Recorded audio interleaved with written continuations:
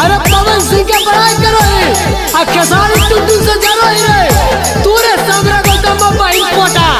जाद में सरो रे ठका जरे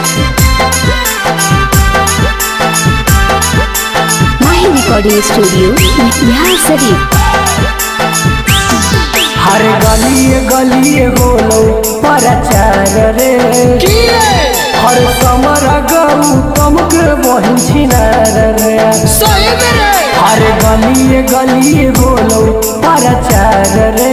बाप रे हर समर गौतम के बहिन छिनार रे तू तो हइया ले हर टुनटुन भैया जैसन तोरा मिलतौ नहीं जीजा रे अही से अझुरैनी बेटा बुरा होतौ नतीजा रे भैसिया ने तू हर यादव जी के देवेले हौ तैयार रे की रे हर समरा गौतम के बहिन छिनार रे बाप रे हर गलिए गलिए होलो प्रचार रे हर समरा गौतम के बहिन छिनार रे अरे भाई किस खेला कमाल में रहा है जगह बिल्कुल ठोक दे मुक्तल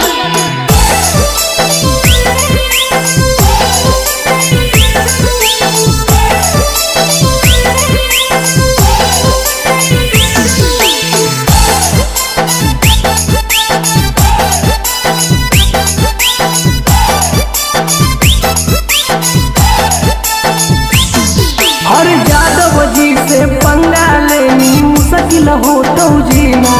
हर जहिया पकड़नी बेटा न पदेबो सीना समझ में रे हर यादव जी से पंगा लेनी मुश्किल हो तो जीना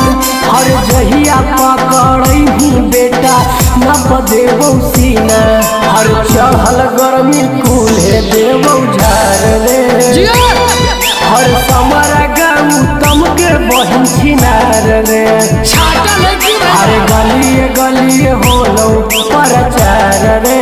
हाय बंदा हर समरा गौतम के बहिन छिनार रे अरे जाना पीछे चलो रे तो जर्जर के कार हो जबी अकर पहली वाला के भाई तू सार हो जबी सार हो जबी सार हो जबी